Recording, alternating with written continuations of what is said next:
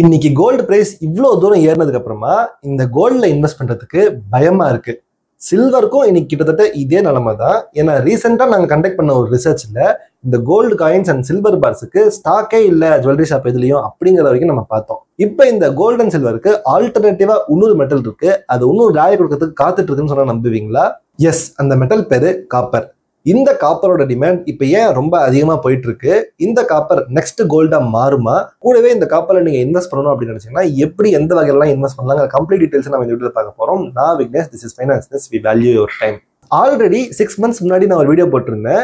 Silver versus கோல்டுல silver rally ஆக போகுது அப்படிங்கிற மாதிரி ஒரு ப்ரெடிக்ட் பண்ணி ஒரு வீடியோ போட்டிருப்பேன். அந்த வீடியோ மேல காட்டுறேன், செக் பண்ணி பாருங்க. அந்த வீடியோல நான் என்ன சொல்லியிருந்தோம், கிட்டத்தட்ட அதுதான் இப்ப நடந்துட்டு இருக்கு. அதே மாதிரி காப்பரை பத்தி ப்ரெடிக்ட் பண்றதுக்கு இந்த வீடியோ நம்ம யூஸ் பண்ணிக்கலாம். ஃபர்ஸ்ட் திங், காப்பர் நல்ல ரிட்டர்ன் கொடுக்குமா அப்படிங்கறத தெரிஞ்சுக்கிறதுக்கு காப்பர் உண்மையாவே வேல்யூபிளான ஒரு மெட்டல் தானாங்கிறத நம்ம புரிஞ்சுக்கணும். ஏன்னா நீங்க இன்னைக்கு ஏதாவது ஒரு காம்படிஷன்ல பாத்தீங்கன்னா கூட first place gold, second place silver, third பிளேஸ்ல வந்து பாத்தீங்கன்னா பிரான்ஸ்னு ஒரு மெட்டல் கொடுப்பாங்க. அந்த பிரான்ஸ்ங்கிறது பேசிக்கா காப்பர் கூட மற்ற மெட்டல்ஸ் எல்லாம் ஆட் பண்ண ஒரு அலாய் தான். இப்ப இந்த காப்பருக்கு தேர்ட் பொசிஷன் கொடுக்கறதுக்கான காரணம் என்னன்னு பாத்தீங்கன்னா காப்பர் டோன்ட் ரஸ்ட். இப்ப இந்த அயன் ஸ்டீல் மாதிரி துருப்பிடிச்சு போகாது. இந்த காப்பர்ல இருக்கிற ஏகப்பட்ட ப்ராப்பர்ட்டிஸ் கோல்ட்லயுமே இருக்குங்கிறத நம்ம ஒரு ஆடட் அட்வான்டேஜா பார்க்கலாம். பேசிக்கா காப்பர் எலக்ட்ரிசிட்டியை நல்லா கண்டக்ட் பண்ணக்கூடிய ஒரு மெட்டல். சேம் டைம் ஹீட் ரெசிஸ்டன்டாகவும் இருக்கும். இப்போ நம்ம ஒயர்ல கரண்ட் பாஸ் பண்றோம் அப்படின்னா ஆக்சுவலா அங்க கரண்ட் போகும்போது ஹீட் ஆகும். அந்த ஹீட்டை தாக்குப்பிடிக்கிற அளவுக்கு காப்பருக்கு ஸ்டெபிலிட்டி இருக்குங்கிறது இன்னொரு advantage. Finally copper is a natural bacteria killer. So பாக்டீரியாஸை கொள்றதுனால ஹாஸ்பிட்டல் செக்மெண்ட்ஸ்லயுமே இதை யூஸ் பண்ணலாம். இன்னைக்கு இந்த காப்பரோட டிமாண்ட் ஏன் ரொம்ப அதிகமாக ஏறிட்டு இருக்கு அப்படின்னா ட்ரெடிஷ்னலா நம்ம காப்பரை பைப்ஸ்லயும் ஒயர்ஸ்லயும் மட்டும் தான் யூஸ் பண்ணுவோம். ஏன்னா நான் ஸ்டார்டிங்ல சொன்ன மாதிரி அது துருப்பிடிச்சு போகாதுங்கிறதுனால தண்ணிக்கு அதை யூஸ் பண்ணிக்கிறாங்க. And heat resistant electricity conduct பண்ணுறதுனால ஒயர்ல யூஸ் பண்ணிட்டு இருந்தாங்க.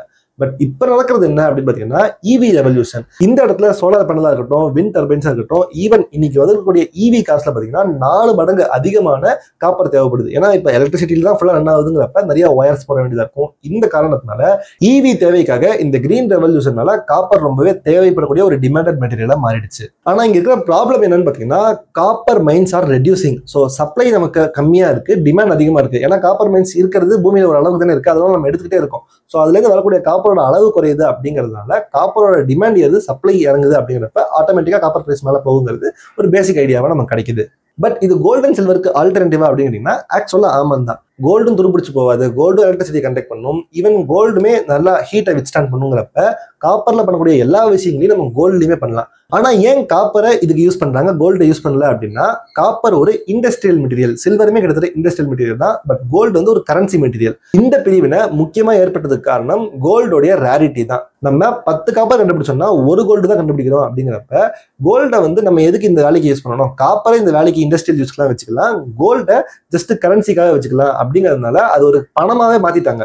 அப்ப கோல்டுங்கிறது பதுக்கி வைக்கிறதுக்காகவும் காப்பருங்கிறது கோல்ட்ல செய்ய வேண்டிய அதே வேலையை செய்யறதுக்கான ஒரு மெட்டலாகவும் மாத்திருந்ததுனாலதான் காப்பர் இண்டஸ்ட்ரியல் யூஸ்ல இருக்கு, கோல்டு கரன்சி யூஸ்ல இருக்கு. லிட்டரலா சொல்லணும் அப்படின்னா காப்பர் கோல்டுக்கான ஒரு சீப் ஆல்டர்னேட்டிவ்னே சொல்லலாம். ஸோ அப்போ இன்வெஸ்ட்மெண்ட்டுக்கும் இந்த காப்பரை நம்ம யூஸ் பண்ணலாமான்னு தெரிஞ்சுக்கிறதுக்கு ஒரு சின்ன ரியாலிட்டி செக் பண்ணிடுவோம். காப்பர் கோல்டு பிரைஸை பீட் பண்ணுமான்னா வாய்ப்பே இல்லை, 100% நோ. அதுக்கு காரணம் கோல்டுங்கிற ஒன்று இருக்கிற வரைக்கும் மற்ற எந்த மெட்டலாலையும் கோல்டை பீட் பண்ண முடியாது. கோல்டோட ப்ரெஷியஸ் நம்ம நினைச்சிட்டு இருந்த பிளாட்டினம், டைமண்ட் இது எதுவுமே தராத ரிட்டர்ன்ஸை கோல்டு தந்துருச்சு. எப்பவுமே கோல்டு தான் ராஜாங்கிறத நிரூபிச்சுட்டே இருக்கு. ஸோ அப்ப இந்த காப்பரால கோல்டை பீட் பண்ண முடியுமான்னா கண்டிப்பா முடியாது. இந்த காப்பர் சில்வரை பீட் பண்ணுமான்னா அதுவுமே ஒரு கேள்விக்குரிய விஷயம் தான். ஏன்னா என்னதான் இருந்தாலும் சில்வர் காப்பரோட வேல்யூபிளான ஒரு விஷயம் தான். அப்ப காப்பரை நம்பி நம்ம இன்வெஸ்ட் பண்ணலாமான்னு கேட்டோம்னா ஸ்டில் பண்ணலாம். ஏன்னா அதுக்கு டிமாண்ட் இருக்குல்ல. ஸோ அப்ப அந்த டிமாண்டுக்கு தேவையான அளவுக்கு சப்ளை இல்லைன்னா ஆட்டோமேட்டிக்கா காப்பர் பிரைஸ் மேல போகும். அதுல இருந்து நமக்கு ஒரு அட்வான்டேஜ் கிடைக்குங்கிறது கரெக்டான விஷயம் தான். ஆனா எந்த விகிதத்துல நம்ம இன்வெஸ்ட் பண்ணலாம்னு கேட்டீங்கன்னா கோல்டுல ஒரு 90%, சில்வர்ல 9%, காப்பர்ல வெறும் 1% மட்டும் வச்சுக்கலாம். ஸ்டில் நமக்கு காப்பர்ல ஒரு எக்ஸ்போசரும் கொடுக்குது. காப்பர் பிரைஸ் சூட்டப் ஆச்சு அப்படின்னா நம்ம அதுல ஒரு அட்வான்டேஜுமே எடுத்துப்போம். அட் த சேம் டைம் ஓவரா நம்ம அதை இன்வெஸ்ட் பண்ணி கோல்டு மாதிரி அதை நம்ப முடியாதுங்கிறது கிளியரா நமக்கு தெரியுது. சரி, இப்ப நான் இந்த காப்பர்ல இன்வெஸ்ட் பண்ணணும் எப்படி பண்றதுன்னு கேட்டீங்கன்னா இன்னைக்கு 1 கிலோ காப்பரோட பிரைஸ் 1200 to 1300 rupees கிட்ட இருக்கு. சரி, நேரம் நம்ம போயிட்டு ஜுவல்லரி ஷாப்ல போயிட்டு காப்பர் பார் கேட்டோம் அப்படின்னா கிடைக்காது. இந்தியாவில் இருக்கிற எந்த பெரிய ஜுவல்லரி ஷாப்புமே இப்ப காப்பர் விற்கிற மாதிரி தெரியல. அதுக்கு காரணம் இந்த காப்பர்ல அவங்களுக்கு பெருசா மார்ஜின் இருக்காது. அதாவது ஜுவல்லரி ஷாப்புக்கு பெருசா ப்ராஃபிட் வராதுங்கிறதுனால இந்த காப்பர் அவங்க விற்கிறது இல்ல.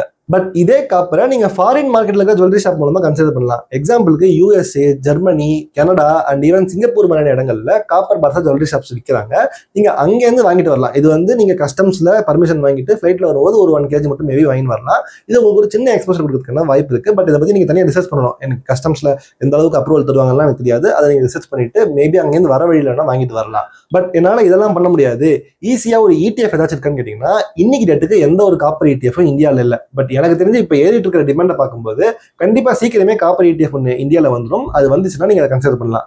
அது வர வரைக்கும் நீங்க ஃபாரின் குளோபல் மார்க்கெட்ல காப்பர் ETF இருக்கு, அதை வேணா நீங்க கன்சிடர் பண்ணிக்கலாம். ஆனா ஒன்னு தெளிவா புரிஞ்சுக்கங்க, உங்க புரோக்கர் கிட்ட போயிட்டு காப்பர்னு டைப் பண்ணீங்கன்னா காப்பர் MCX ஒன்று காமிக்கும். அதை நீங்க இன்வெஸ்ட்மெண்ட் நினைச்சிட்டு பண்ணிடாதீங்க. காப்பர் MCXங்கிறது பேசிக்கா கமாடிட்டி, அது ட்ரேடிங் பண்றதுக்கு. அதை பத்தி நம்ம இங்க பேசவே கிடையாது. ஸோ அப்போ வேற ஏதாவது வெளியே இருக்கான்னு கேட்டீங்கன்னா எஸ், காப்பர் மைனிங்ல இன்வால்வ் ஆயிருக்கக்கூடிய கம்பெனிஸை நம்ம வாங்குறது மூலமா இன்டெரக்டா நம்ம இந்த காப்பரை வாங்கலாம். எக்ஸாம்பிளுக்கு ஹிண்டால்கோ இருக்கு, வேதாந்தா இருக்கு. இந்த வேதாந்தா வந்து அவ்வளவு பெரிய குட் கம்பெனி இல்லைங்கிறது நிறைய பேர் நினைப்பீங்க. அதை பத்தி தனியாக ஒரு வீடியோவை போட்டிருக்கேன், அந்த கம்பெனியில் என்ன ப்ராப்ளம்ஸ் அப்படிங்கிறது. அதை நான் மேலே லிங்க் தரேன், செக் பண்ணி பாருங்க. ஹிந்துஸ்தான் காப்பர் இருக்கு. ஸோ இந்த மாதிரியான கம்பெனிஸ்ல நீங்க இன்வெஸ்ட் பண்றது மூலமா காப்பர்ல நீங்க இன்டெரக்ட் எக்ஸ்போசர் எடுத்துக்கலாம். பட் தெளிவா புரிஞ்சுக்கோங்க, இந்த காப்பர்ல இருக்கிற இன்னொரு பெரிய பிரச்சனை, இது ஒரு இண்டஸ்ட்ரியல் மெட்டல். அண்ட் இந்த கம்பெனிஸ் நீங்க வாங்குறீங்கன்னா ஜஸ்ட் காப்பரை மட்டும் வாங்கல, அதோட அந்த கம்பெனி ஓவர் வெல்டா இருக்கா, அந்த கம்பெனியோட பிசினஸை நீங்க பார்த்துட்டு தான் வாங்கணும். நான் நிறைய இன்ஃப்ளூயன்சர்ஸ் பார்த்துருக்கேன், இந்த காப்பர் ETF பதிலாக நீங்க இந்த ஹிண்டால்கோ வாங்கலாம் அப்படின்னு சொல்றது. பட் ஆக்சுவலா நீங்க அந்த இடத்துல அந்த பிசினஸ் தான் வாங்குறீங்கிறப்ப இன்டெரக்டா கிடைக்கிற காப்பரை மட்டும் மைண்ட்ல வச்சுட்டு நீங்க இந்த கம்பெனிஸை கன்சிடர் பண்ணக்கூடாதுங்கிறது நான் உங்களுக்கு சொல்ல வரேன். ஸோ இந்த வீடியோல உங்களுக்கு ஒரு சின்ன கிளாரிட்டி கிடைச்சிருக்கும்னு நினைக்கிறேன். இதே மாதிரி சில்வர்ல இன்வெஸ்ட் பண்ணா விலை ஏறுமாங்க, ஆல்ரெடி 6 மாசம் வீடியோவில் போட்டிருந்தோம், அதை இங்க லிங்க் பண்றேன். கோல்டு இன்னும் எவ்வளவு தூரம் மேலே ஏறும் அப்படிங்கிறது தெரிஞ்சுட்டு இந்த வீடியோ செக் பண்ணி பாருங்க. அங்க நான் உங்களுக்கு மீட் பண்றேன். Have a great day. Vignesh.